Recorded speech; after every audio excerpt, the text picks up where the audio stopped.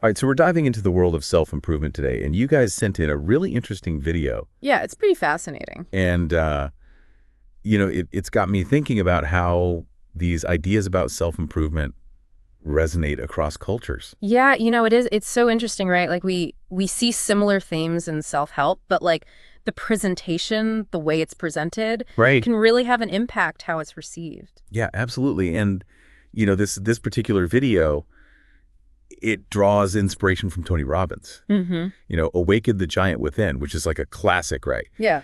It's all about unleashing your inner potential. Mm-hmm. And it seems like that's the core message here, too. Yeah, definitely. And what's interesting is like how the speaker, takes that core message and then emphasizes the need to not just recognize your strengths, but to really actively work on transforming negative habits. It's like, realizing that you have the power to change and then like actually doing something about it. So it's not just about positive thinking. It's about taking action. Exactly. Yeah. And to kind of set the stage for that action, he dives into the power of belief systems. Okay. And specifically how beliefs can either limit us or empower us. Right. And he makes this really compelling point about how, our beliefs really shape our reality. Yeah, that makes sense. If you believe you're capable of something, you're more likely to actually take the steps to achieve it. Right. But how do we break free from those pesky limiting beliefs? Yeah, he uses this really interesting analogy. He suggests like associating pain with those old negative beliefs. Okay. Almost like training your mind to see those beliefs as harmful so you're more motivated to let go. I like that. Yeah. Like, hey, these beliefs aren't serving me. They're actually causing me pain. Yeah, It's time to shift my mindset. Totally. And he takes it a step further and talks about replacing should with must in our language. Okay. It's a way to move from like passive intention to like committed action instead of I should work out. It's like I must work out, Yeah. Right? It creates the sense of urgency. Yeah. I can see how that subtle shift in language Right. could make a difference in motivation. Totally. But it can't just be about willpower though, right? Like he must offer some concrete strategies for actually making those changes. He does. And in fact, he outlines like 5 key areas that he believes are really crucial for overall well-being. Okay. He calls them the 5 masteries. 5 masteries. Yeah. Emotional, physical relationships, finances, and time. Wow. Yeah. It's a holistic approach, recognizing that all these areas are like interconnected. It's like leveling up in different aspects of your life. Exactly. Yeah. It's not just focusing on one area in isolation. It's understanding that positive changes in one area can have like a ripple effect on the others. Like if you improve your time management skills, you might find that you have more time for exercise. Right. Which then, impacts your physical and emotional well-being. It's all connected. It's all connected. Yeah. It makes you realize that self-improvement isn't just about achieving a specific goal. It's about cultivating a better version of yourself across the board. Yeah, I think that's a really important point, and it connects to another interesting observation he makes about the way people sometimes celebrate success. Okay. He argues that, dwelling on past achievements for too long can actually hinder further growth. Oh, so it's like getting stuck in a loop of celebrating those past victories instead of focusing on new challenges. Totally. Like they become complacent, satisfied with what they've already accomplished instead of pushing themselves further. Right. So how do we avoid falling into that trap? Well, he emphasizes the importance of recognizing that our lives are shaped by the decisions we make every single day. Right. It's about taking responsibility for those choices and being mindful of how they contribute to the overall direction of our lives. Powerful reminder that we have more control over our destinies than we often realize. Yeah. But what about external factors? Surely things outside of our control can impact our well-being too, right? He addresses that, and this is where I found his perspective really thought-provoking. Okay. He challenges the common notion that stress comes primarily from external factors. Wait, so he's saying stress is mostly self-inflicted? He's suggesting that it often stems from our internal thoughts and perceptions. Okay. Rather than like the external events themselves. So it's not the traffic jam that's stressing you out, it's your reaction to the traffic jam. Exactly. And by shifting our focus from external circumstances to our internal responses, we gain more control over our emotional state. Oh. He's not saying that external events don't matter, but rather we have the power to choose how we respond to them. That's a fascinating perspective. Yeah. So how do we put this into practice? Like, how do we actually manage those internal reactions and reduce stress. Well, he introduces this really interesting concept called the 10-day mental challenge. Okay, I'm intrigued. Tell me more about this challenge. What is it all about? The challenge encourages a shift in focus from dwelling on problems to actively seeking solutions. Okay. He suggests dedicating only 10% of our mental energy to acknowledging the problem. Okay. And then focusing 90% on brainstorming and implementing solutions. I love that. Yeah. It's a proactive approach. Totally. Instead of getting bogged down in negativity. Yeah. But how do you actually go about shifting that focus? It seems like it would take a lot of mental discipline. He provides some really practical tools for doing just that. And one of them involves changing the questions we ask ourselves. Okay. Instead of asking, why is this happening to me? Or why am I always failing? Right. We can ask, what can I learn from this experience? Or how can I make the most of this situation? That's a powerful shift. By changing the questions, we're essentially reframing our perspective and opening ourselves up to new possibilities. Precisely. And it ties in perfectly with the concept of the 10-day challenge. It's about taking control of our thoughts and directing our energy towards solutions rather than dwelling on the problems. I can already see how these ideas could be incredibly helpful in my own life. I agree. What about you? What are some of the key takeaways that are resonating with you so far? I think what's sticking with me is the idea that we have more control over our thoughts and emotions than we often realize. And that by changing our internal dialogue, we can actually create a more positive and empowering reality. Yeah. It's not always easy, but it's certainly possible. I'm with you on that. What stands out to me is the emphasis on action. Okay. It's not enough to just understand these concepts. We need to actually put them into practice and make a conscious effort to change our thoughts, beliefs, and behaviors. Yeah, absolutely. Right? It's a process. It's a journey. It is, but it's a journey worth taking. It is a journey worth taking for sure. Yeah. Who wouldn't want to unlock their full potential and create a more fulfilling life? Totally. And I think one of the most valuable tools he provides in this video is the idea of analyzing the questions we habitually ask ourselves. Yeah. It's such a simple yet powerful technique for shifting our mindset towards solutions and growth. Yeah, right. It's like taking an inventory of our self-talk. Yeah. Are we bombarding ourselves with negative questions that fuel self-doubt? Or are we asking empowering questions that open us up to new possibilities? Exactly. And by becoming aware of those questions, we can start to consciously choose more positive and productive ones. Right. It's like replacing a soundtrack of negativity with one of hope and possibility. I love that analogy. Yeah. It's about creating a more supportive and encouraging inner dialogue. And that brings us back to the power of words, right? Yes. He really emphasizes how the language we use, both internally and externally, can shape our reality. He even suggests that negative self-talk can be just as damaging as verbal abuse from someone else. It's a powerful reminder to treat ourselves with kindness and compassion in the way we speak to ourselves. Yeah, we need to be our own best cheerleaders, not our own worst critics. Exactly. And he provides some great examples of how to shift from negative to positive language. Instead of saying, I hate my job, we can say, I'm looking for a job that better aligns with my values and passions. Right. It's a subtle shift, but it can make a world of difference. Yeah, it's about focusing on what we want to create rather than dwelling on what we want to avoid. Right. And that brings us to what I believe is the most important takeaway from this entire deep dive. Okay. We have the power to create the lives we want.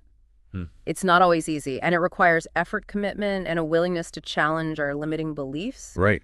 But it's absolutely possible. I think that's a beautiful message to end on. We have the power within us to shape our own destinies. Yeah. And this video has given us so many practical tools and strategies to help us along the way. Totally. From the 10-day mental challenge to the emphasis on changing our questions and our language, these are all actionable steps we can take to start creating positive change in our lives right now. So as we wrap up this deep dive, I want to leave you with a final thought-provoking question to ponder. Okay. What one change in your language or your internal questions could make the biggest positive impact right now? That's a question worth exploring. And remember, even the smallest shift in perspective can create a ripple effect that transforms your entire life. So go out there, embrace the journey of self-improvement, and awaken your giant within.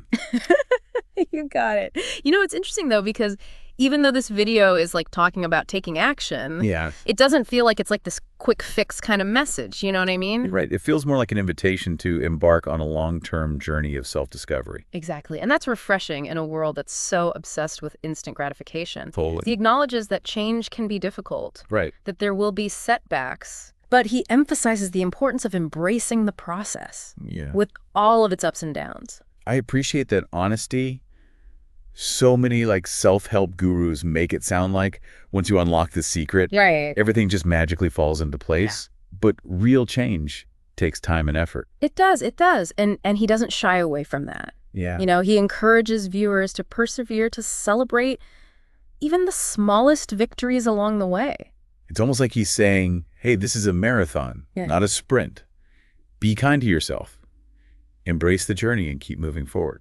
I love that analogy. Yeah. And I think what makes his message so relatable is that he comes across as authentic. Yeah. Like someone who's been through the trenches himself. He's not just preaching from a pedestal. He's sharing his own experiences and insights. That authenticity definitely shines through. Right. Okay, so let's dive into some of the specific takeaways that you found most impactful. Okay. What really resonated with you? One of the things that really stood out to me was this emphasis on mastering our emotions. He talks about changing the way we feel about things. Okay. Which initially sounds a bit like emotional alchemy. Right. But when you dig deeper, it's a really powerful concept. Okay, break that down for me. How can we actually change the way we feel about things? Well, he's not suggesting that we suppress our emotions or pretend they don't exist. Right. It's more about understanding that we have a choice in how we respond to them. So it's not about denying our feelings, but rather about choosing how we let them influence our thoughts and actions. Exactly. And this ties back to his point about internal versus external stress. Okay. You know, he's reminding us that we have more control over our emotional state than we often realize. It's not always easy, but we can train ourselves to respond to challenging situations in a more constructive way. That's where the concept of limiting beliefs comes in, right? Yes. Those negative thoughts, they can sabotage our efforts and hold us back. Exactly. He describes them as those voices in our heads that tell us we're not good enough, smart enough, or capable enough.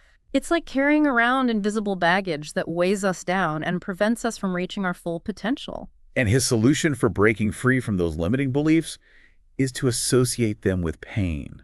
Yeah. It's a pretty radical approach, don't you think? It is, but it's actually quite clever by reframing our relationship with those negative beliefs. Okay. We create the motivation to challenge them and replace them with more empowering thoughts. So instead of trying to ignore or suppress those negative thoughts, we're actually confronting them head on and saying, hey, you're causing me pain and I'm not going to let you control me anymore. Exactly. And once we've started to dismantle those limiting beliefs, we can start focusing on solutions instead of dwelling on problems. Which brings us back to the 10-day mental challenge. You're right. That idea of dedicating 90% of our energy to finding solutions and only 10% to acknowledging the problem. Yes. It's such a simple yet powerful concept. By shifting our focus towards solutions, we create a more positive and proactive mindset. I love that. And it's something we can all start doing right now. Oh, really? Regardless of our circumstances. We don't have to wait for the perfect moment or the perfect solution to start taking action. Absolutely. And it's not just about finding solutions in the external world. Right. It's also about changing the way we talk to ourselves. He emphasizes the importance of asking empowering questions instead of getting bogged down in negative self-talk. That's so true. The questions we ask ourselves really do shape our reality. Yeah. So it's crucial to be mindful of our internal dialogue. He provides some great examples of how to shift from negative to positive questions. Instead of asking, why am I always so unlucky? Right. We can ask, what can I learn from this experience? Or instead of asking, why am I such a failure? We can ask, what steps can I take to improve next time? It's about reframing those negative thoughts into opportunities for growth and learning. Exactly. And it ties in perfectly with his point about replacing should with must. You know, it's a way to move from a place of hesitation to a place of commitment. It's like saying, I'm done with making excuses. I'm ready to take ownership of my life and make things happen. And that sense of ownership is so important. Right. For achieving lasting change. You know, it's about recognizing that we have the power to shape our own destinies. But it's not always easy to do this alone, right? Sometimes we need a little help along the way. He acknowledges that too. He encourages viewers to seek support from mentors, coaches, or even just like-minded friends who can offer guidance and encouragement. It's about recognizing that we're all in this together. We're part of a collective journey of growth and self-discovery.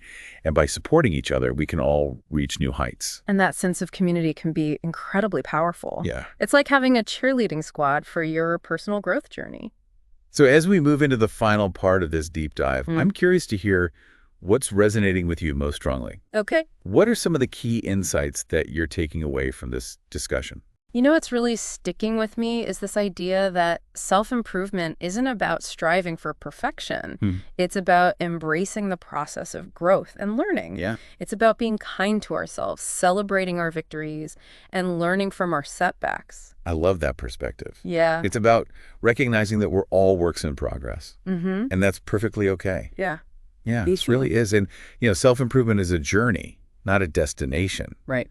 But it's a journey worth taking. It is. I mean, who wouldn't want to unlock their full potential and create a more fulfilling life? Totally. And I think one of the most valuable tools he provides in this video is that idea of analyzing the questions we habitually ask ourselves. Yeah. It's such a simple but powerful technique, It is. for shifting our mindset towards solutions and growth. You're right. It's like taking an inventory of our self-talk. Yeah. Like, are we bombarding ourselves with negative questions that fuel self-doubt? Or are we asking empowering questions that open us up to new possibilities? Exactly. And by becoming aware of those questions, we can start to consciously choose more positive and productive ones. Right. It's like replacing a soundtrack of negativity with one of hope and possibility. I love that analogy. Yeah. It's about creating a more supportive and encouraging inner dialogue. Absolutely. And that brings us back to the power of words, right? Yes. He really emphasizes how the language we use both internally and externally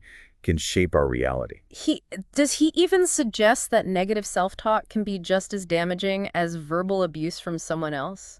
Wow. Yeah, it's a powerful reminder to treat ourselves with kindness and compassion the way we speak to ourselves. We need to be our own best cheerleaders, not our own worst critics. Exactly. And he provides some great examples of how to shift from negative to positive language. Okay. Instead of saying, I hate my job, we can say, I'm looking for a job that better aligns with my values and passions.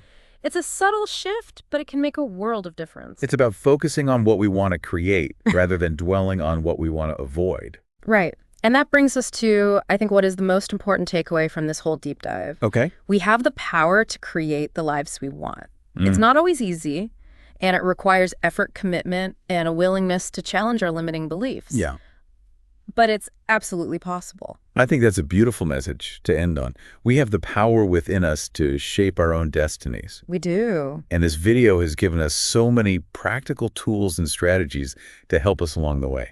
I agree, from the 10-day mental challenge to the emphasis on changing our questions and our language. Right? These are all actionable steps we can take to start creating positive change in our lives right now. Absolutely. So as we wrap up this deep dive, I want to leave you with a final thought-provoking question to ponder. Okay.